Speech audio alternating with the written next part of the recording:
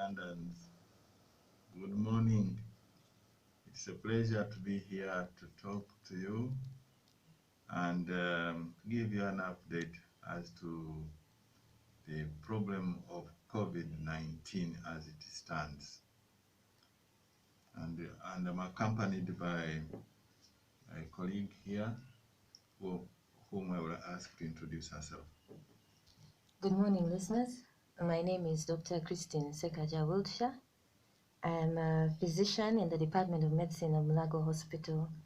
I'm also the Vice President of Association of Physicians of Uganda and a teacher in Makerere University, a researcher in Infectious Diseases Institute, Makerere University, and I am providing scientific support on the committee responsible for the treatment of COVID in Uganda.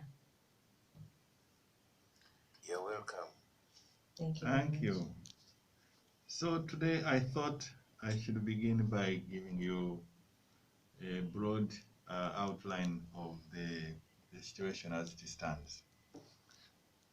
The message I would like my fellow Ugandans to take home is that Uganda is in siege.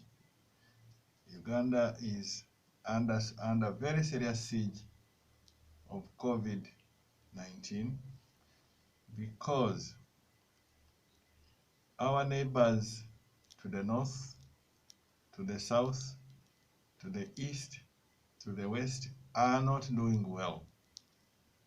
You will find that in Kenya, they have recorded, they are almost reaching 2,000 cases diagnosed. Specifically, the figure stands at 1,745 as of yesterday, with 62 deaths. And the number of new cases picked up on the 28th was 151. And yesterday, the new cases, it was 129. That is Kenya alone. And the disease in Kenya has gotten into the communities. It's a worrisome situation in Kenya. When we look at South Sudan, now that is the epicenter. They already have close to 1,000 new cases. 10 people have died. And the number of cases, if it will frighten you, is that the other day, the new cases stood at 180 new cases. When we look at the Congo DRC, they are reaching 3,000. The specific figure is 2,832 as of the other day, with 71 people dead. Rwanda is doing better. They have reached 355 cases. No one has died. What is the situation in Burundi? We don't know. Because in Burundi, they have been more concerned about elections, politics. What is the situation in Tanzania? It's a disaster, with the president denying that coronavirus exists in the country, and yet the intelligence shows that in fact the disease, the infection is rising, and it is an exponential phase. People are dying, and they are being buried at night.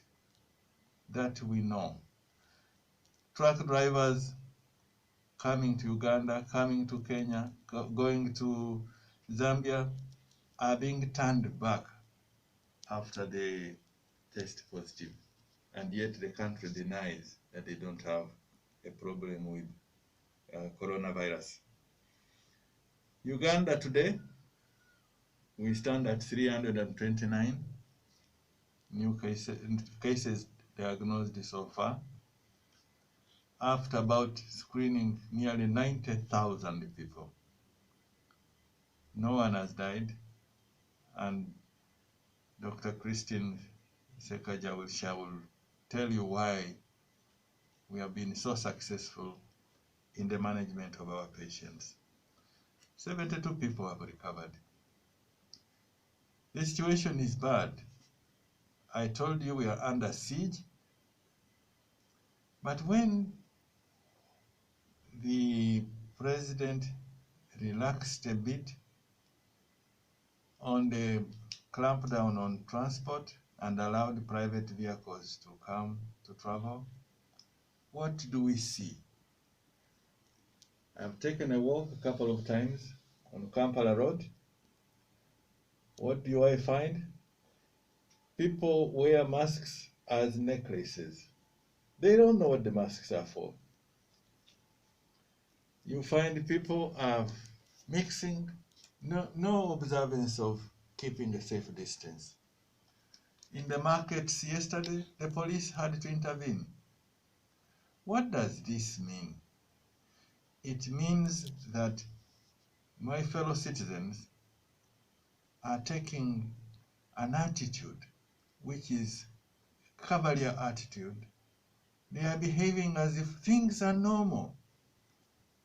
They are going back to what life has been before.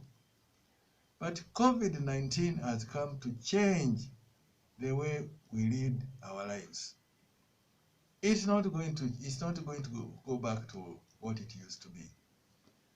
So whoever is deceiving himself or herself as being a hero, that is serious deception. Because what you are doing to yourself is you are going to pick up infection and take it back to your family members. Instead of pretending that you are a hero, pretending that this thing doesn't concern you, it does concern you. It will reach you, and it will catch you, and you will spread the infection to your family members. So please, let's not be